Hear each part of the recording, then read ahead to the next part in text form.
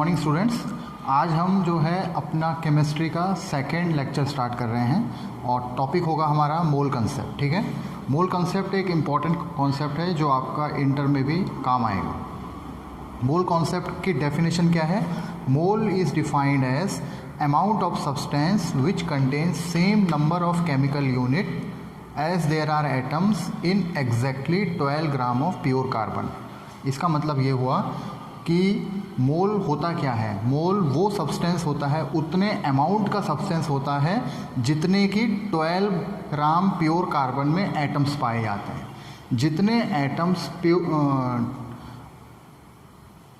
12 ग्राम pure carbon में पाए जाते हैं उतने ही एटम्स आपको मोल कंसेप्ट में होते हैं। ठीक है, तो मोल कंसेप्ट में कितने एटम होते हैं? 6.023 इंटू 10⁻23।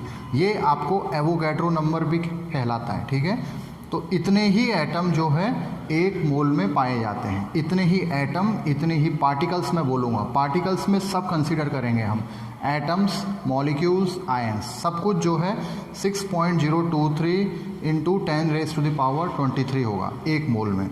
अगर मैं वॉल्यूम की बात करूँगा तो स्टैंडर्ड टेम्परेचर और प्रेशर कितना होता है? स्टैंडर्ड टेम्परेचर 273 केल्विन और स्टैंडर्ड प्रेशर 1 एटमॉस्फेयर में एक मोल में कितने वॉल्यूम होगा? 22.4 लीटर। ठीक है, एक मोल में 22.4 लीटर या फिर 22,400 मिलीलीटर वॉल्यूम होगा। तो हमने क्या समझा अभी?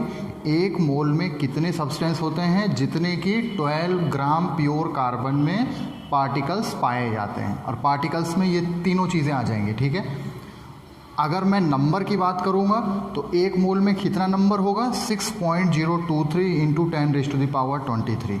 अगर मैं वॉल्यूम की बात करूँगा तो एक मोल में कितना वॉल्यूम होगा? 22.4 लीटर होगा या फिर 22,400 मिलीलीटर होगा।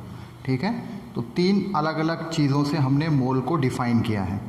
उसके बाद मोल कैलकुलेट करने का फॉर्मूला क्या है? तो मोल कैलकुलेट करने का फॉर्मूला है given weight in gram upon molecular wait. आपको जो है उस स्पीशीज़ का वेट दे रखा होगा, उसको आपको ग्राम में कन्वर्ट करना है। अगर मिलीग्राम में दिया है तो ग्राम में कन्वर्ट कर देना है। ठीक है, यूनिट इंपॉर्टेंट रहेगा।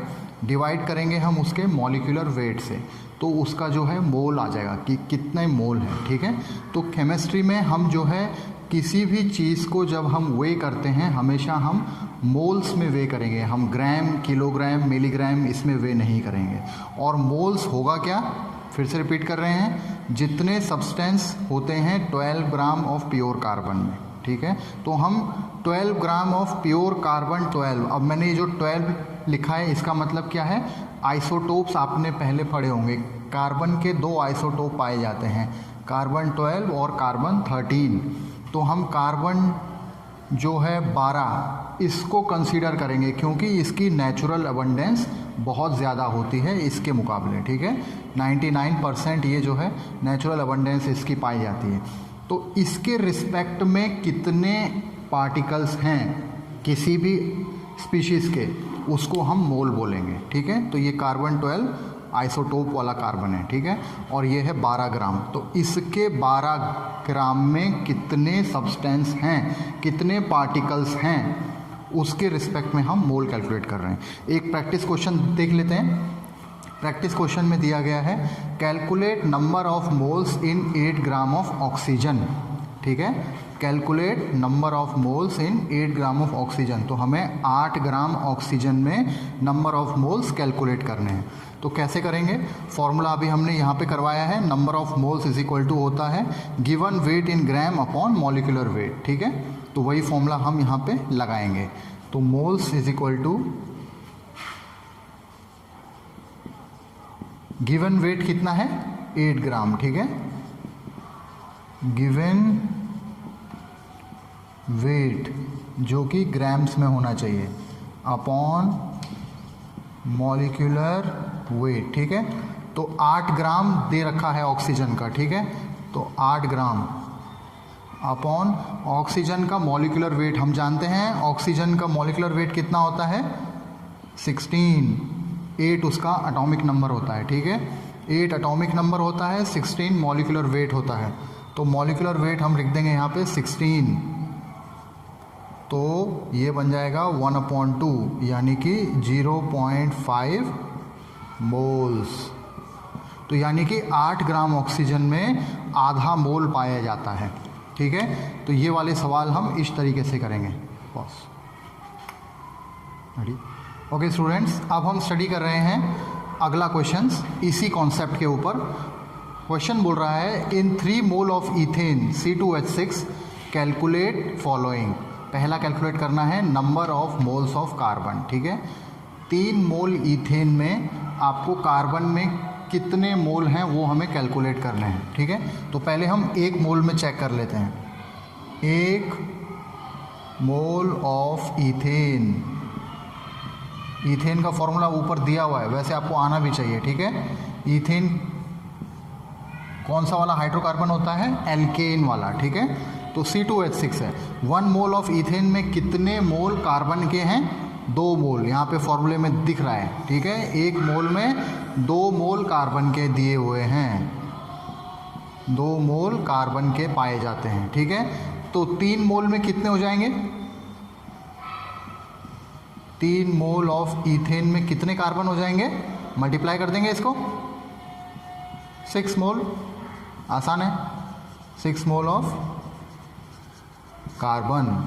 ठीक है, ये हमारा फर्स्ट पार्ट फिनिश हो गया। यहाँ पे 1 मोल में तो 2 कार्बन है, तो 3 मोल में कितने हो जाएंगे? 6 कार्बन, मल्टीप्लाई हो जाएगा। ठीक है, ऐसे ही सेकंड पार्ट करेंगे। सेकंड पार्ट क्या पूछ रहा है? हाइड्रोजन के कितने मोल हैं? तो हमें मालूम है कि 1 मोल इथेन में 6 हाइड्रोजन होते हैं, फॉर्मूले में लिखा है 6। ठीक है, तो यानी 1 मोल इथेन में 6 हाइड्रोजन है। ठीक है, तो क्वेश्चन में पूछा है 3 मोल में कितने होंगे? 3 मोल इथेन में कितने हो जाएंगे? इनटू कर देंगे, यानी कि 18 हाइड्रोजन। ठीक है, तो ये हमारा सेकंड पार्ट भी खत्म हो गया। 18 मोल ऑफ हाइड्रोजन, 18 हाइड्रोजन मोल। ठीक है, तो पहले में आया 6 मोल, दूसरे में आया 18 मोल। ठीक है, तीसरा क्वेश्चन, तीसरा पार्ट करेंगे इसका। तीसरा क्या है? Number of molecule of ethane. ठीक है, नंबर ऑफ मॉलिक्यूल, तो मैंने अभी करवाया था। नंबर ऑफ मॉलिक्यूल किससे निकालते हैं? एवोगैड्रो नंबर से निकालते हैं। ठीक है, तो क्योंकि नंबर ऑफ यूनिट्स इतना होता है, तो यानी कि 1 मोल में कितने मॉलिक्यूल, कितने आयन, कितने इलेक्ट्रॉन, कितने पार्टिकल्स? 6.023 इंटू 10⁻23 मॉलिक्यूल होते हैं। ठीक है, यहाँ पे मॉलिक्यूल की जगह एटम पूछ सकता था, आयन पूछ सकता था, इलेक्ट्रॉन, कुछ भी आ सकता है। ठीक है, बट आंसर यही रहेगा। 1 मोल में 6.023 इंटू 10⁻23 पार्टिकल्स पाए जाते हैं। लेकिन क्वेश्चन में क्या पूछा है? 3 मोल में कितने होंगे। ठीक है, तो 1 मोल में इतने पार्टिकल हैं, तो 3 मोल में कितने हो जाएंगे? 3 से मल्टीप्लाई कर देंगे, 3 से इसको मल्टीप्लाई कर देंगे टू द पावर 23। तो मल्टीप्लाई कर दीजिए, 3 3 जा 9, 6 और 18 इंटू 10⁻23 इतने मॉलिक्यूल्स। ठीक है, तो ये आंसर आसान हो गया। थर्ड वाला भी हमने सॉल्व कर दिया। Number of molecule of ethane कितने हैं? क्योंकि 3 मोल हमें यहाँ पे दिया हुआ है। अगर यहाँ पे मोल नहीं, 3 की जगह 1 होता तो यही आंसर हो जाता। ठीक है, पर 3 मोल दिया है तो हमें 3 से मल्टीप्लाई करना है। हर जगह 3 से हमने मल्टीप्लाई किया है। इसी के साथ ही हमारा क्वेश्चन सॉल्व। ओके स्टूडेंट्स, अब हम स्टडी कर रहे हैं क्वेश्चन नंबर 3। क्वेश्चन नंबर 3 में दिया गया है in a commercial manufacture of HNO3 how many moles of NO2 produce 7.33 mole of HNO3 in the reaction. ठीक है, यानी कि हमें ये रिएक्शन दे रखी है, इसमें HNO3 सिंथेसाइज हो रहा है और हमें पूछा गया है कि 7.3 मोल HNO3 बनाने में कितने मोल नाइट्रोजन डाइऑक्साइड लगेगा। ठीक है, तो जब भी इस टाइप के क्वेश्चन दिए होंगे हम क्या करेंगे फ्रेंड्स? तो ये हमारा क्वेश्चन है और अब हम इसे सॉल्व करेंगे, ठीक है। तो इस टाइप के क्वेश्चंस को हम कैसे सॉल्व करेंगे, पहले हमें जो इक्वेशन दे रखी है उसको हम बैलेंस करने की कोशिश करेंगे, ठीक है। इक्वेशन मैं यहाँ पे लिख लेता हूँ, NO2 plus water gives HNO3 plus NO, ठीक है। बैलेंस कैसे करेंगे, यहाँ पे अगर मैं 3 NO2 कर देता हूँ, ठीक है, तो यहाँ पे 2 NO हो जाएंगे, 2 HNO3, क्योंकि 2 नाइट्रोजन ये और 1 नाइट्रोजन ये, 3 हो गए नाइट्रोजन, यहाँ पर भी 3 नाइट्रोजन, ठीक है। हाइड्रोजन 2 हैं, हाइड्रोजन भी यहाँ पे 2 हैं। ऑक्सीजन 2 3 6 और 1 7 है, यहाँ पे ऑक्सीजन 2 3 2 6 और 1 7 है, ठीक है। तो ये रिएक्शन यहाँ पे हमने बैलेंस कर दी। जब हमने रिएक्शन बैलेंस कर दी, अब हम ये देख रहे हैं कि 2 मोल HNO3 हमें चाहिए होता है, 2 मोल HNO3 हमें चाहिए होता है 3 मोल NO2 बनाने के लिए, 3 मोल NO2 के लिए, ठीक है। उल्टा हम खोल सकते हैं, 3 मोल NO2 से 2 मोल HNO3 बन रहा है, ठीक है। 3 मोल NO2 से 2 मोल HNO3 बन रहा है। और क्वेश्चन में पूछा गया है 7.3 मोल HNO3 में कितना NO2 रिक्वायर होगा, तो वो सिंपल यूनिटरी आपका मेथड लग जाएगा।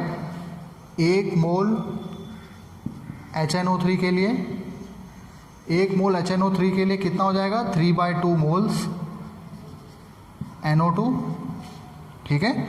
1 मोल HNO3 के लिए 3/2 मोल्स NO2 हो जाएगा, और इसीलिए 7.33 मोल HNO3 के लिए कितना हो जाएगा, 3/2 इंटू 7.33 मोल ऑफ NO2। हमने सिंपल यूनिटरी मेथड लगाया है, इसे सॉल्व कर देंगे तो ये हो जाएगा 9,921/2 मोल्स ऑफ NO2,